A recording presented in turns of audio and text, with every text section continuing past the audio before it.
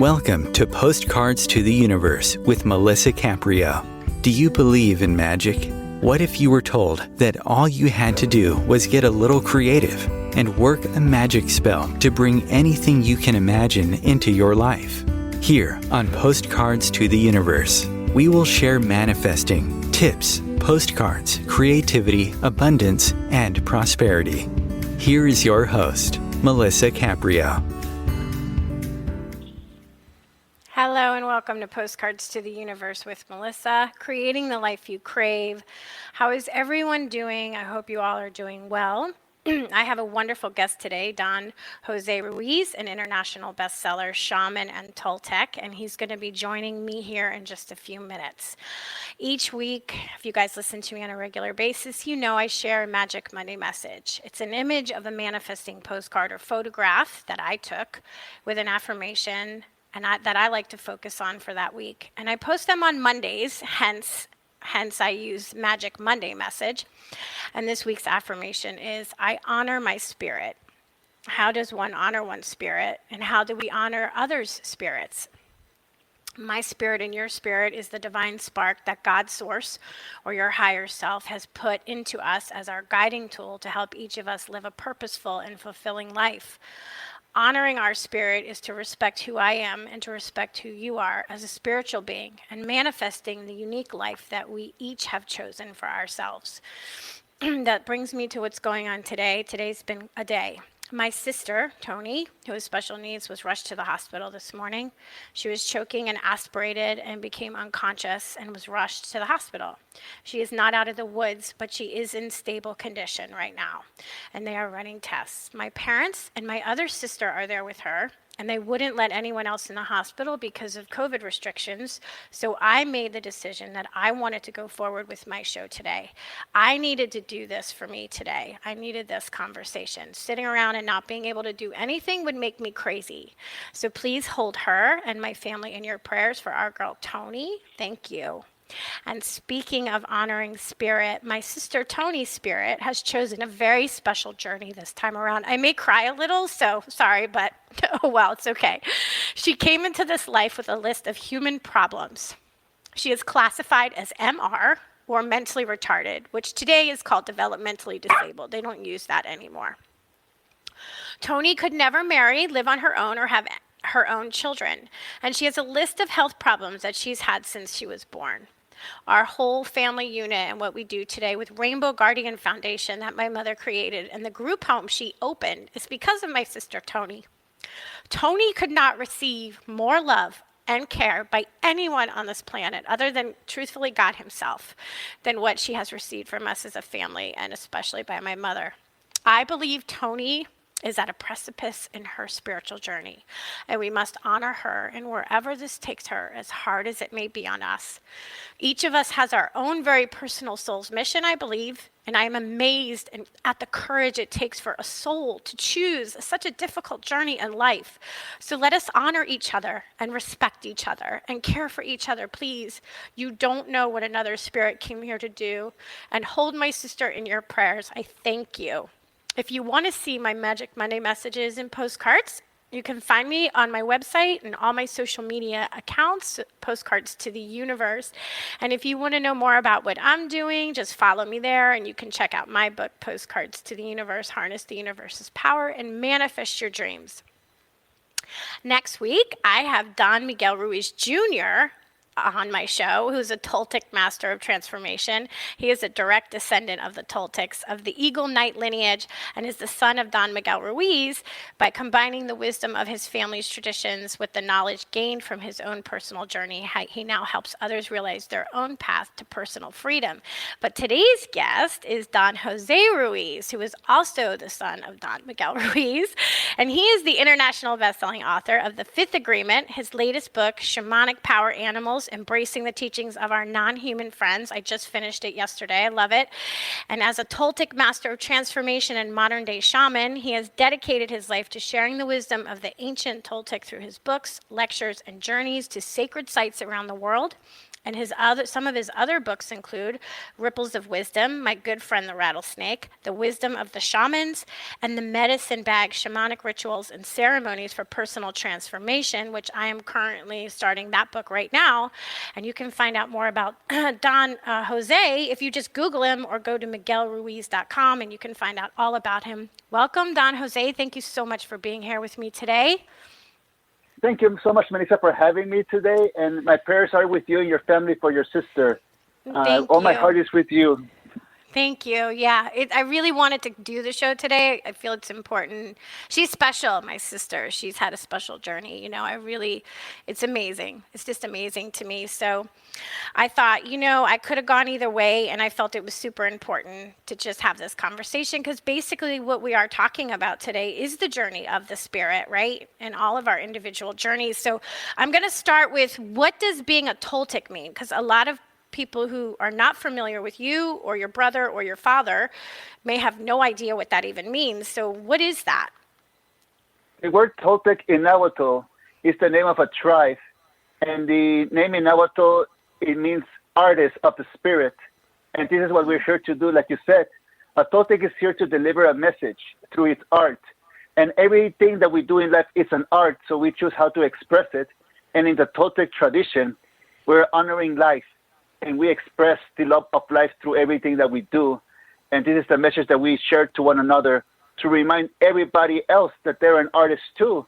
And whatever belief they have, the important thing is that they bring heaven down to earth from the infinite. And that's the most beautiful art that we can do. I love that. So then it's totally aligned with how, what I think and what I do with my work, because I always think of myself as an artist first. And everything I do, it comes from my creative spirit. And I love working with my creative spirit. So I didn't realize that being a Toltec had that art as your life, as part of that journey. So that's really, really interesting. Now, you grew up like this. Your grandmother, right? Your whole family. Yes, we grew up believing in the power of magic. And the magic is through the action of our words, because everything that we say, every word that we use, is an art to create a story. And, with awareness or not awareness, some people without awareness, they're so powerful that they create a story, a belief of suffering, and they believe it. But at the same time, when you wake up from that, you know that you have power and you can let any story go. And this is the most beautiful thing about that, to experiencing itself and to make a decision what serves us and what doesn't serve us, because in the Toltec tradition, the main teaching, it is to unlearn what takes our inspiration away and to keep what keeps our inspiration away and to not sacrifice our sacred heart.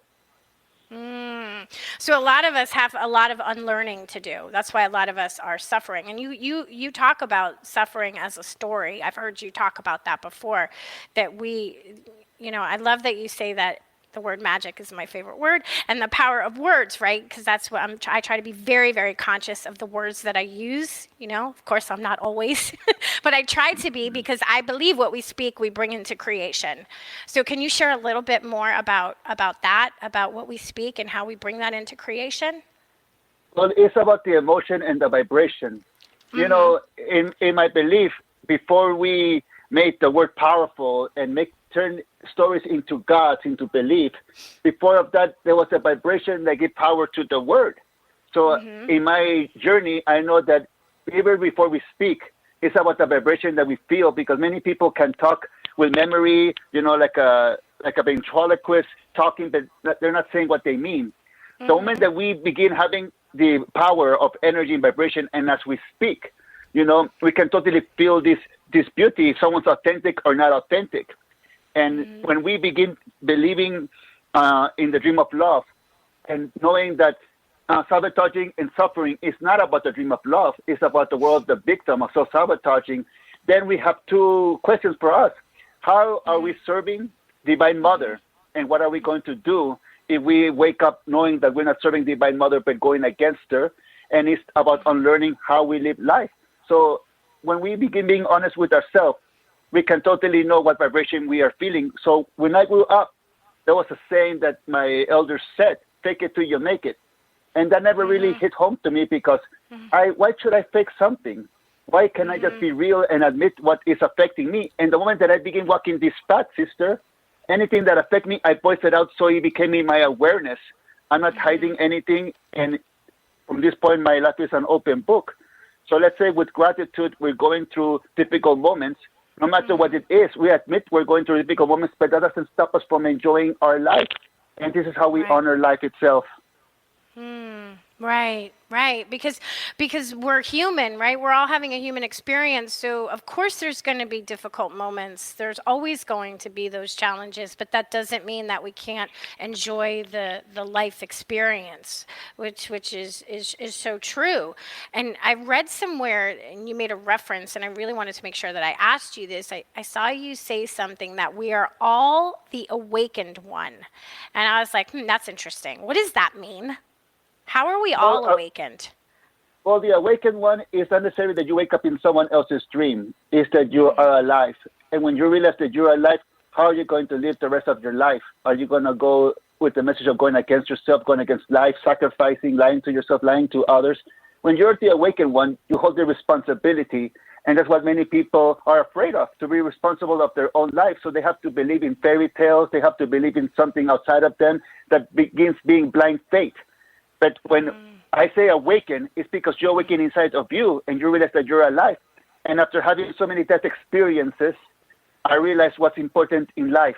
It's not about me planning or what I'm going to be or what I be or how people see me being validated. No, it's to be alive so I can enjoy it and be honest with myself. Am I enjoying this moment or am I not enjoying it? So if my answer is honest and I'm not enjoying it, that sets me up to detach from a way of living so I can be honoring the love of my life. Because at the end of the day, when we awake, we cannot go back to sleep. And many people who wake up and don't walk their path, they have to numb themselves. They have to numb their consciousness. They cannot even look into the mirror because they feel guilt and shame. But the moment that you clean up the world, you wake up because you're really doing it for the love of your life. And many people talk about, honoring Divine Mother, about stopping the female suppression. But, every time that we suppress ourselves, we're suppressing Divine Mother because in my point of view, we are an extension of the planet, and gender separate us, race separate us, but it's really separating, it's a separating tool? No, it's just a belief that humans believe. So when you awake, you don't believe that we're separated. We believe that we're one. And when we wake up knowing that it's our responsibility to take care of the love of our life, to take care of ourselves, everything begins to change. We will no longer sacrifice or be in an abusive relationship or, let people abuse us because we stand up. Because we have the voice of liberation and freedom. And who are we looking for liberation and freedom? But from ourselves, to be our authentic self. So from this point on, even though we're living in suffering, even though we're hurt, we're not going to fake it till we make it. Because in being honest how we are living, that's the first step of changing our life. Yeah, that's funny you said that about the fake it till you make it. That never resonated with me either. I tried it, and it didn't work for me. I couldn't. I couldn't do that. It didn't work. Yeah, I needed to do the work inside and heal what was going on. And then the shift started to happen, right? I had to face that. And when you say love of your life, you mean yourself. Your soul, your Absolutely, spirit. Because you're the love of your life. Many people think that the love of their life is outside, but think about the vows. And I begin thinking about the vows, to death do you part. It's not about another person. It's to death do me part. I'm going to be of service to my body, to my mind, doing the best that I can. And, being 42 years old now, I have life experience of what serves me, what doesn't serve me. When I was 20, 30, I didn't know much about life. I was still learning. And I sacrificed to pretend to the dream that will make me happy, in religion, in spirituality, in relationship, in business, everything, until a moment, what makes me happy is honoring myself, enjoying everything that I do during the life, because in that way, I'm not thinking to I'm making it. I'm waking up in the morning excited. And the only prayer that I'm saying is, may life protect me from myself. Do not give power to something that I would take personal, or someone that insults someone, tell me, because it has nothing to do with me. From this point on, when I'm protecting myself from myself, it's about self-honesty. And when we live this way, we cannot pretend. We cannot wear a Band-Aid to be happy. We cannot believe in blind faith, fake it till we make it. Yeah, let's say we fake it, but the next day we talk to the shaman or to the swami, and we need him to fix us, or we wait for her to fix us. No, the point of life is to realize ourselves, because we have the power to be centered, because we don't need no fixing. What we need is to see with awareness our own life. And if we like it, we go ahead. But if we don't like it, we can do an autopsy and change it. And that's what I mean by an out-of-body experience. For me, it's not that I'm sleeping and I'm floating and I'm watching my body sleep. No, for me, that's just another dream separating me from the truth.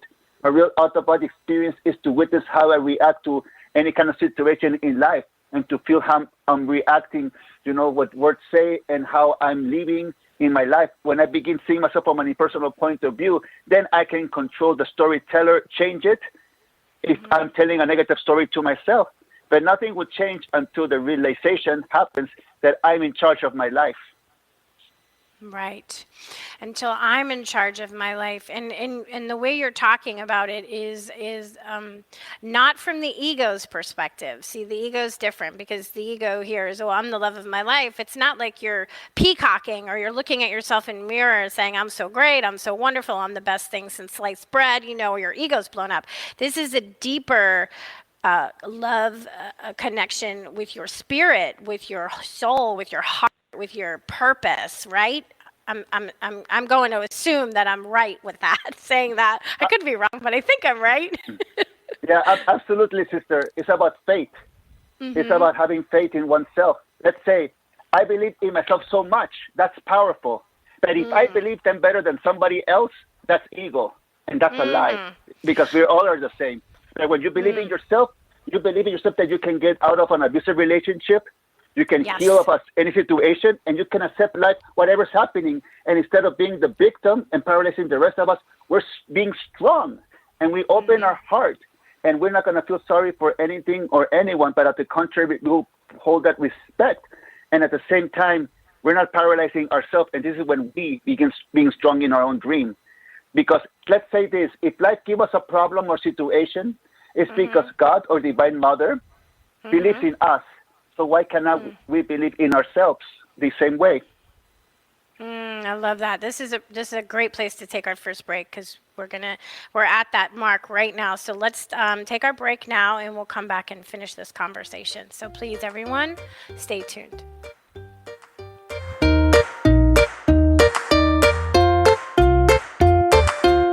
Conscious media for conscious minds. OMTimes. Host your show on IOM-FM, the radio network of OMTimes Media, one of the more recognized brand names in the conscious community, and is backed by the extensive marketing reach of OMTimes. Hosting a show on IOM-FM immediately connects you with our extensive dedicated community.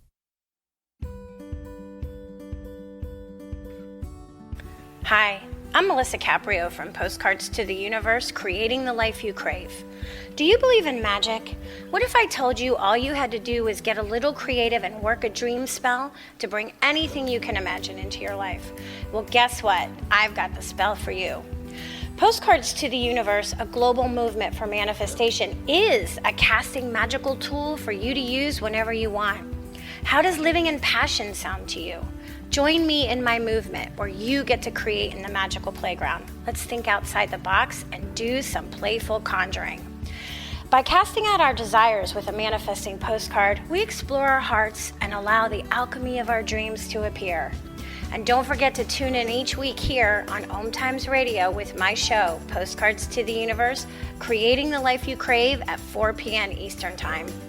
I share tips on creativity, abundance, and prosperity, and you will be introduced to the coolest guests, trailblazers, mystics, and creatives who enrich our lives.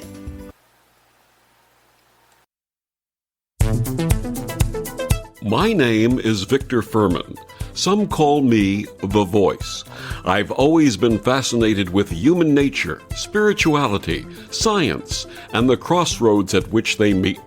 Join me Wednesdays at 8 p.m. Eastern on OMTimes Radio, and we'll explore these topics and so much more on Destination Unlimited.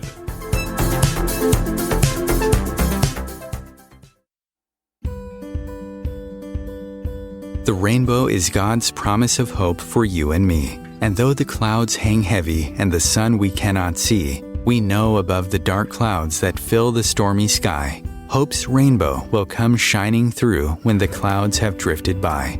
Teresa Caprio is the president and founder of Rainbow Guardian Inc., a nonprofit 501c3 serving the intellectually challenged/developmentally disabled, including autism. Teresa started the foundation in 1995 so she could help make a better life for her intellectually challenged daughter. Her dream is that the Rainbow Guardian will provide the necessary tools and education to help the public understand the special needs population, because it's often discarded in mainstream society. To find out more or make a donation in support, please go to www.rainbowguardian.org. Rainbow Guardian's special mission is to see these unique people live a happy, full life and have a future of liberty and equality.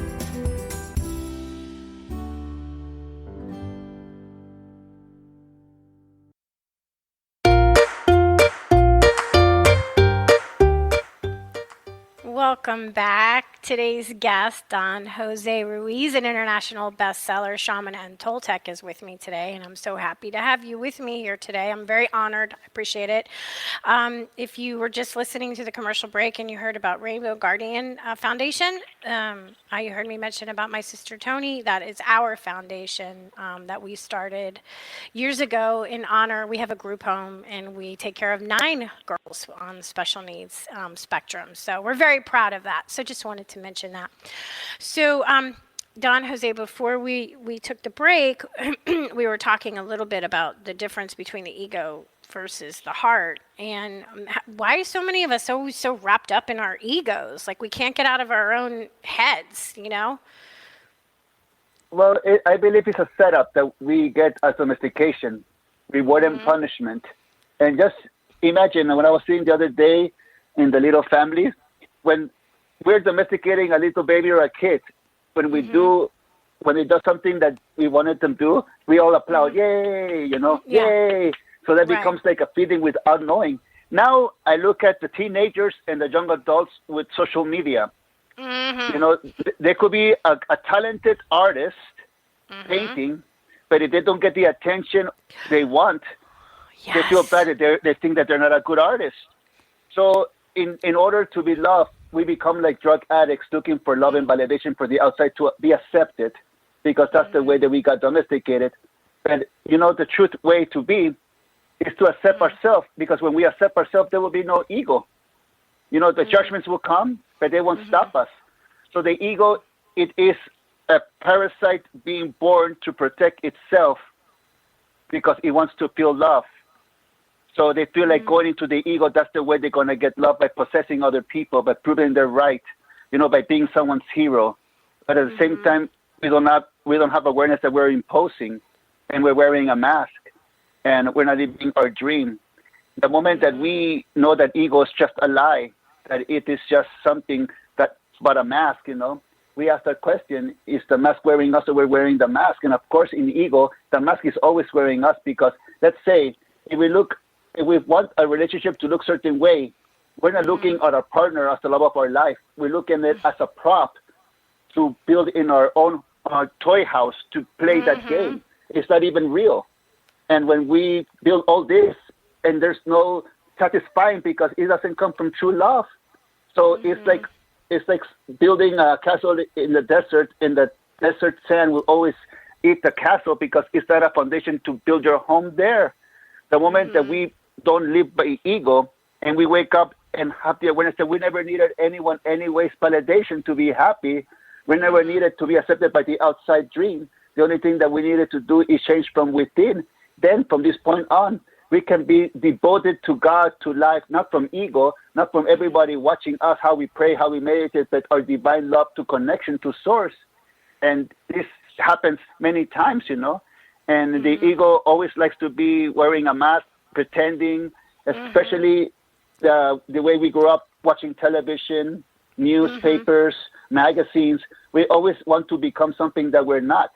And if we become that something, that happens. And even now, I see little people. I was talking to these little girls who are talking about those face apps, and that they distort their faces. And then after that, now they want to have surgery before they're 20 to look like the app in the face, but that would never happen, because that's not real.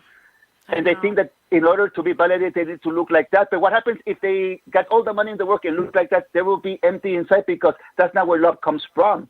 So the ego is a lie that lies to you that you're going to the destination of the promised land and heaven, but it takes you nowhere. And after life happens, we wake up knowing that wasn't real. That's why many people who had that experience, they live a certain way, sacrificing, believing in lies, not saying anything until life gave them a big slap in the face and then you're still alive.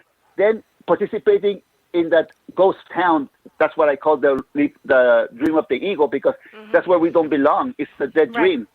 And continues to find inspiration in a ghost town, we will never find it. And that's when we wake up. And this is where the Toltec training always begins, because we begin to unlearn what takes our inspiration away in order to get. And many people do not have the awareness that their ego is the one that takes their inspiration away. Because let's say the dream of machismo is all based on ego. To say to all their friends, look how macho I am, look how, how many partners I have, look at all these toys that I have. But at the end of the day, they're empty. Even the biggest actor has said it. I don't want to say his name, but he made all this fortune, all this money, but he still says that didn't make me happy. Yeah. And then he went through a divorce and found himself that he was the love of his life. And finally, he found that ego wasn't the mask. It was just to accept yourself the way you are.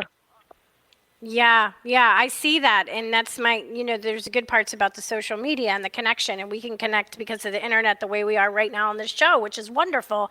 But the dark side of that is the wanting to be liked by outside validation. We're looking for outside validation. And I am so thankful I grew up before the internet and before social media. I look at my beautiful 11-year-old niece who's preteen now, and she's just starting to blossom. And of course she's on there. So, she's going to be starting with this soon. And I'm so concerned because, you're letting your other people validate you. So how do we, because I've heard you speak about this, we're looking for wisdom, we're looking for our wisdom, and we're always looking outside of ourselves. So how do we look inside of ourselves, and how do we help the younger people, the children who are completely growing up with social media that you and I didn't have when we were younger, find that inner wisdom about who they are? How do we do that? Well, the first all that we can is be our authentic self. Why? It's because the children learn not what we say to them, do or don't do. They copy what we do. Yes. So that's the first responsibility, to not set them up for failure. And when we're living this way, is to always be open book to them, whatever they want to know. But the moment that we begin giving them advice, not telling them what to do, giving advice is like we're telling them pointers how to live life, because if we do not domesticate our children, someone else will. So it's important to give them the pointers of how people dream. Now, see them, social media, it's the same as a car. A car is a privileged vehicle to get us from place to place. And also media is also a situation, like a vehicle to get our work from place to place. But when it comes down to teach children, it's just to be authentic self, because they're going to rebel, if they're going to rebel. They're going to taste, and they're going to feel the peer pressure by their school friends. So the only thing we can do is give them the big advice and to talk to them, to not separate them, to not put fear, and to allow them that they can speak up whenever they want. And, the best advice that we can, that's what we can give to them, because they're going to learn also from the mistakes that we do. And this is something that happens in life. Our mistakes are perfect too. And like we were talking about social media, I am so grateful that there was no internet in my teenage years, because I don't want my little nephews to see everything that I was doing. I know, me too. Right, I feel you. I feel the same way. I said, oh my God, I can't even imagine. And they're so judged now on a different level than we were. So yeah, I mean, I kind of feel like it's like a new toy for us humans, and we haven't matured enough yet to figure out how to use it just for its benefits. Like we're seeing the shadow side, we're seeing all the dark sides that come along with it too, that we have to kind of work our way through, Exactly. And this is when we pass the torch, having faith in the little ones have the torch now. And like for us, our parents, our grandparents, our teachers, They went through a certain stage of spirituality as well. And when my father passed the torch to me and my brother, the torch, he really said, it's time to take out the superstition and corruption in the Toltec tradition. And then what we mean by that, by pretending in fairy tales and dreams that, that people, escaping from, we want to give the most important thing to the little children so they can enjoy their life right now, not sacrifice their life thinking that something's going to happen after they die. No, we want to teach them how to expand their heart right now. So I'm in the age that I stay with cassettes and CDs, the iCloud and all these iTunes, it's very confusing for me, but the cassettes is simple. So that's where I'm comfortable. And I have to have the respect that the little ones will take these future electronics and devices to the next level. Like my grandmother. And they do. Yeah, they exactly. know it. They come in knowing how to do stuff. I asked my 11-year-old niece how to do stuff online because she knows how to do it better than I do. Oh my God! And they're so fast, so fast. I know. Yeah, I know. And this is the beautiful part about life. We have to do what empowers us, what gives us pleasure, and tell the little kids, whatever gives you pleasure, whatever makes you happy, go for it. You don't have to get rid of it, because I remember when I was younger in the spiritual tradition, many people said to me that I had to get rid of things that, that were not spiritual. And when I began doing it, I thought, some like a part of my soul went away. And then my father said to me, why are you not listening to rock and roll music anymore? It's because I'm not supposed to, because in spirituality. And he goes, says who? Like, who made this rule? You follow what opens your inspiration, because everything is spiritual, my son. Whatever follows your inspiration to serve the love of your life. So this is one thing that the children, really need to find their time of loving. And one of the beautiful things of there is in the childhood, teenage years, is the power of imagination. And I can see how many electronics are taking the imagination away from the children. But the imagination is very profound, because imagination is where the storytellers live. And the storytellers are the shaman, are the gurus, are the curanderas, are the people of power. And then the other ones are the followers, Sure. And every time I say to the little ones, before they become followers, I say, you have to be a follower of your own heart. When you're a follower of your own heart, you will respect what other people are following to change their lives. And you respect them. It's not your business for them to change in order for you to believe in you. You don't have to change their mind in order for you to be right. Everybody is allowed to have their own dream. And then I said to the little ones, can you allow yourself to have your own dream? Can you allow yourself to have your imagination? Because some of the greatest storytellers, and they're musicians. One of the best musicians, they became that powerful at the age of 15 to 19, because they went totally in their imagination, like the Depeche Mode, that's one, The Cure, the Beatles, they all musicians who follow, and they changed the dynamic of their art because they inspired people. And imagine if we have little children writing books, following their hearts. We will no longer need adults to write children books, because the children will learn how to write children for children, because that's their language, and that's how they're going to grow up. But the only thing we have to do as adults is walk our authentic self and keep our house sacred. And when I mean to keep our house sacred, it means respectable. Yes, I love that. I know storytelling is very important in your family tradition, and it is actually in ours too. I'm Italian, and so we get a lot of storytelling passed down about our grandparents and our history. And my family's particular, we're very artsy. My family, my sister's an author. I'm an author also. I have the radio show. And even my niece, she's very into her artistic. And we very much, push her to explore that. We love when she's in her imagination and she's creating, because she's in her happy place, right? And it's just a wonderful place to be when you are tapping into your creativity. And I love the art of storytelling. I love to listen to the oracles of. That's why think I got the radio show because I meet people like you. You know what I mean? Like I love people's stories. I find it so fascinating. I find people so interesting. So storytelling is really important. And we should be doing that more of that, I think, as a society, to learn from each other. Yes, because storytelling is being an open channel. And why do I mean open channel? It's because you're not channeling anybody else. You're channeling your own artistic heart and love. And when you begin open channel and telling stories, you know, in the tradition, it's very important because if someone's going through a problem or situation, you're not pointing the finger. You should do this. You should do that. No. The power of a story is that you can tell a story, and there's so many gems. There's so many medicine inside that story that the one listening, without getting their finger pointing in their face, they can get that without self-judgment and open their perception and take a change in their life. And that little story may change their complete life.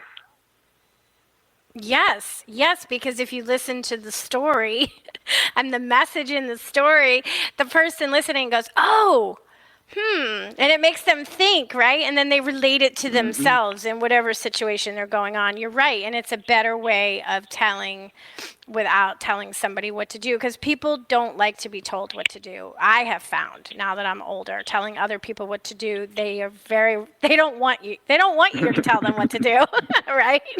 They don't want your opinion. Yeah. And that is respect, you know.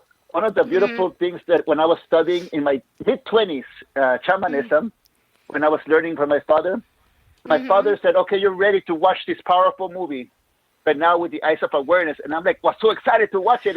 And what does he play? The story of Dumbo the Great. And I'm like, Father, this is the movie of Dumbo. Okay, so watch it. And then tell me what the point of view it is. So I know many people have watched Dumbo. So I will just get into it. You know, Dumbo was a beautiful being. He got delivered to his mother. Then he got his mother taken away from him. He was heartbroken. He ran away. He got drunk. He woke up. He saw all these butterflies, all these elephants flying. He didn't want to do that again because he felt crummy. Then he walked and then looked for a circle of shaman. And the shaman were the tricksters that were the crows. And after the crows made fun of him, they feel guilty. And that's what the master does. It does things until it feels guilty and never does it again. So in that moment, they took a magic feather from one of themselves and gave a story to Dumbo, saying, with this feather, you can fly. And Dumbo received that magic feather and believed with that it could fly. And then was flying everywhere until the moment of the end of the movie where he was jumping from the highest ladder. He jumped but lost the feather. So losing the feather, he had no time to waste. And he thought he was going to crash, but the little consciousness, which was his voice inside his mind, said him, you never needed the feather that crows trick you. That feather was just a trick so you can believe in yourself, but it was always you. So he flew after, believing in himself. And then I went to Father and said, I understand now. I wanted a story. I was feeling like victim because all the things that happened. But when a shaman gave me a power object, this necklace, I thought the power was in the necklace, but it's not in the necklace. The power object that the shaman gave to me was just a reflection of my intent, because if I hold the power object with respect, it gives me power. It's because it's reflecting the power that I have in my within. So I was flying now in my imagination, not like Dumbo with his ears, around, but I was flying with the imagination so I can see what kind of life I'm living so I can change it and not tell anybody, because the only one who needed to know was myself. So I didn't need to announce it in social media. I'm changing my life. I'm changing this. No, who cares about that? I'm changing not for validation. I'm changing because it's time for a change. And after I did that, I saw this painting in the internet that it was two people walking away from each other. And the quote said, just because you're walking away from somebody doesn't mean you don't love them. It means they're part in your book. The chapter is over. And then from that, I closed the book. But that imagination let me close the book. She let me to imagine a story that I told to myself to learn to let go of whatever was holding me to that dream of suffering. Oh my God. Okay, we're going to take our second break here, and then we're going to come back because I really want to start talking about some of your books. So stay tuned, everyone. We'll be right back. Wonderful stuff. the real conscious connection. OMTimes Radio. IOM FM. OMTimes Magazine is one of the leading online content providers of positivity, wellness, and personal empowerment. A philanthropic organization, their net proceeds are funneled to support worldwide charity initiatives via Humanity Healing International. Through their commitment to creating community and providing conscious content, they aspire to uplift humanity on a global scale. OMTimes, co-creating a more conscious lifestyle. Imagine yourself being transported to India, to the banks of the Ganga and an ashram in Rishikesh. Visualize that you are welcome to satsang with an American sannyasi who shares the wisdom of her guru. Your visualization has manifested. Join Sattvi Bhagawati Saraswati for inspiration and transformation every Thursday at 11 a.m. Eastern on OMTimes Radio.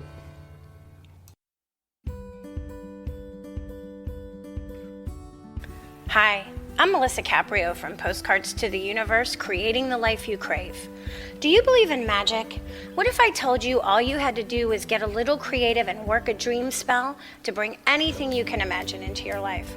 Well, guess what? I've got the spell for you. Postcards to the Universe, a global movement for manifestation, is a casting magical tool for you to use whenever you want. How does living in passion sound to you? Join me in my movement where you get to create in the magical playground. Let's think outside the box and do some playful conjuring. By casting out our desires with a manifesting postcard, we explore our hearts and allow the alchemy of our dreams to appear. And don't forget to tune in each week here on OMTimes Radio with my show, Postcards to the Universe, creating the life you crave at 4 p.m. Eastern Time. I share tips on creativity, abundance, and prosperity, and you will be introduced to the coolest guests, trailblazers, mystics, and creatives who enrich our lives. Coping-19, brought to you by CDC and the Ad Council. If you're feeling increasingly lonely right now, you're not alone. It's totally normal. Even though we may not be able to get together in person, connecting virtually with friends and family still gives you a chance to interact with people and may help raise your spirits. Join a virtual book club, set up group text chats, or online video coffee breaks with coworkers. Find more self-care and coping tips at coping-19.org.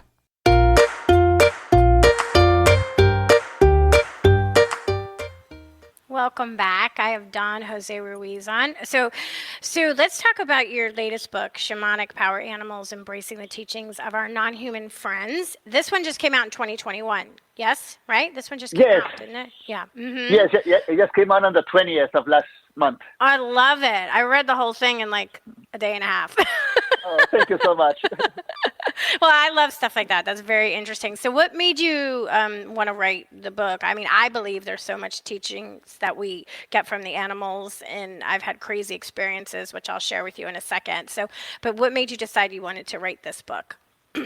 Well, it's just been the love for animals that I have in my heart. Mm-hmm. Since I was a child, I was guided by the little friends, but especially my puppy. My puppy and I had this big relationship, that is very, very deep.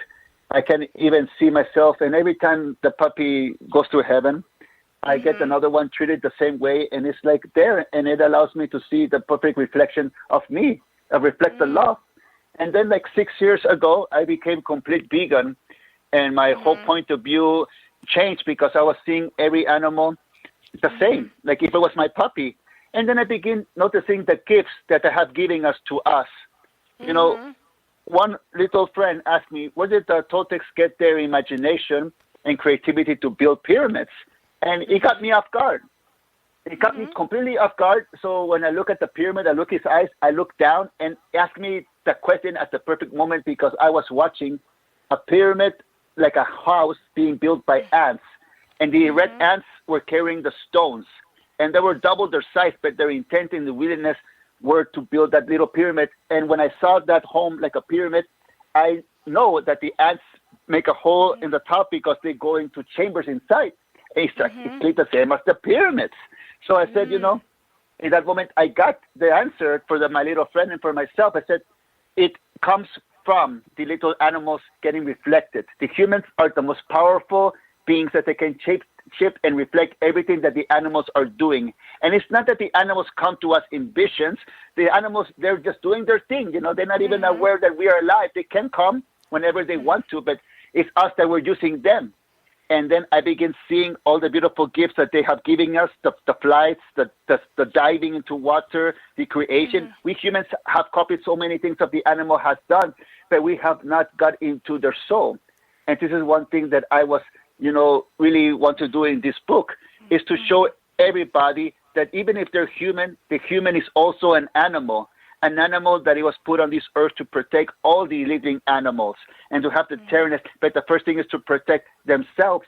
So from this point on, we can totally see the respect for all life. And that's the specialty that I wanted to share with everybody, because the moment that you begin connecting to one animal, your consciousness will become different. And the moment you work with them as well, you know that being human, it is a gift. And we have the same tendencies of any species, and we can copy and create whatever is in our heart. But especially, one of the beautiful things I wanted to share with everybody with this book is that we are all alive. To never forget this, and we all have the deserving to be alive. And the animal dream is to survive. Right. Yeah, and you talk about working with the animal medicine, and for those who don't know what I'm talking about, can you explain what you mean by what is animal medicine? Because you talk about that in your book, and you break it down. It's great the way he does the book. He has a lot of animals listed, and the meanings and the messages that we could be getting from them. So I really like the way that you did that. So maybe you can, in your words, share what you mean by that. Yeah, one of the beautiful things for the animal medicine is the situation that we are in life. And if we're going through a certain condition, how would an animal react to this way? So a little example that I share, one of my second power animal is the bat. And in a point of my life, I went blind for 3 weeks. Oh, my God. Okay. And before that time, I realized that I was blind before. So the medicine of the bat allowed me to see clearly my within, because the bat can see through vibration, through sound. It begins to feel what's inside. So those 3 weeks that I was blind, I made peace with myself, detaching from my eyesight and going into the vibration of my body, of that perception. And when I was beginning living this way, I began living like a bat. I took that medicine from the bat, and I began to feel sense. And I tell you, sister, my essence of vibration begin to feel, people say that about empath, but I begin to feel, not stories, not guessing what they're thinking. I begin feeling emotion around me physically, because I was feeling the vibration, and this was the alarming of the bat. But especially vibration that I felt was not with other persons, was with myself. So I was totally aware when I was vibing happiness or when I was vibing suffering, when I was vibing whatever storyteller that allowed me to change the storyteller in my head. And when I began changing the storyteller in my head, it's because I was focusing on my vibration, and that's what allowed me to see in the dark, and I owe it to the bat. And that's a little example for how the bat medicine helped me in my life. No, I believe you. I totally can see that. And they use echolocation. And I had the privilege of working with dolphins for many years. And what I learned from them about feeling and sensing, I mean, my intuition just exploded from just being in the presence of those animals for a while. I learned so much. And I believe they're one of on my animal totem. I believe dolphins have always been with me. But a few years ago, I had a really interesting experience with a lizard. So, and lizards now are a new thing in my life. This one lizard, literally, I'm not lying, for 1 month, I photographed it. He was a green Cuban anole, knocked on my window every single day for a month. And I would sit with him through the glass and have coffee and take photos. I named him King Henry, and I self-published it. I wrote a little book. I self-published it called The Artist and the King, and it's my photos and what at the time, this was a few summers ago, happened. And just this past week, an iguana now is around all the time. So there's something with lizards, which I found really interesting. Yes, and the lizards are so powerful because they regenerate. You can cut the tail and they will grow it out. So no matter what pain we go through, when we're a lizard, we know that we will heal. And the lizard represents the power of self-healing. I have some health issues going on, so maybe that's why the lizard showed up again. Interesting. It's very, very interesting. Well, so how can we as humans be in better service to animals and Mother Nature? Because, you know, many of us do our best and love them, but there's a lot of people that are, you know, careless, I think. This is the best thing that the animals teach us, because when we begin feeling our vibration and owning our feelings, owning with honesty where we're at, we're in a position of changing our vibration. And with little animals, puppies, especially cats. Oh, I love cats. Cats Cats are my familiar. They're my familiar cats. Yeah. Yeah, and if you notice, cats, they're very sensitive. They come to you if you have a clean vibration. If you don't have a clean vibration, they will not get to you. And when you begin working with yourself, the animals teach us trust, because if the cat comes to you, it's because it trusts you. A puppy comes to you, licking your paw, you know, licking your hand, it trusts you. And this is the main gift of the animals. It teaches us for our body to trust our mind again. Hear that? For our physical body to trust our mind, because our mind is the one who's been abusing the physical body with thoughts. So when we begin being kind to the other animals, we begin being kind to our own animal, which is our human body. And our human body is totally separate from the mind, but it's connected because it's in the same body. But the emotions or whatever we think is the food that we give to the body. So the moment that we wake up and we begin emerging with the human body, with the human animal, is because we get trust. And imagine what powerful gift it can be living life when you trust yourself, no matter what. If you go through a difficult situation, to trust yourself that you will say whatever is in your heart. Not say what's right, what's wrong. No, forget about that, because everything is perfect. And what's coming out of our heart in the moment, it is perfect. And that's the most beautiful thing about self-trust. So the animal kingdom, it has this thing that it always trusts itself.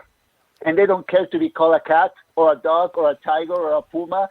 They don't care about that. They're living beings. And we care about titles.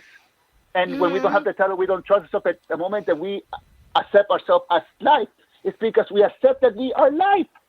And that we have the birthright to have a happy life. And this is why we do everything that we do. That's why I'm very connected to the puppies, because my body is a puppy. And I will not abuse my puppy for what's going on in my head, because why should my puppy pay if I'm having a bad day? Yes, that's so true. And I notice it's very true. Happy people who are kind to themselves are the ones that love and are kind to animals and the earth. And people that are very unhappy and hurting and have a lot of anger and rage are unkind to themselves, and they're unkind to others, and they're unkind to animals and the planet. It really is that true. So it always comes from what's inside of us. It's always an inside job first, and then everything comes out from there. Exactly, because we all are babies. We all are babies that we just love. And it's not the love that comes to us, it's the love that comes out of us. And when two mirrors are watching each other and love's coming out of both of them, time stops. Time stops. You're in heaven. The moment you're not counting the clock, time goes so quick because you're living in the moment. And that's what the beautiful animals teach us, that we humans can stop time and finally live in the moment and enjoy everything that we do and rest comfortably. And, the animals don't feel guilt and shame. Right. But we humans do. And that's the perfect lessons for the animals to teach us. And imagine if we don't feel guilt and shame, it's because we trust ourselves, because now we're not being blinded and guided by hope and by faith with the story of the word. But now we control the story because we're the storyteller. So what story are we going to tell ourselves next? Right. Do you think that we're in a time right now with COVID and everything that's happening as a big shift, a great shift? Absolutely. You do? Absolutely. Like me and my brother, we were in Teotihuacan this last 2 months ago. I forgot the month. I mean the moment in May. And I said, when we came it was completely different. The energy changed, and he said, we're in the time of the elders now. The generation has come into a place where we were born, and COVID was something that stopped time and stopped the dream of habit of our habits of daily life.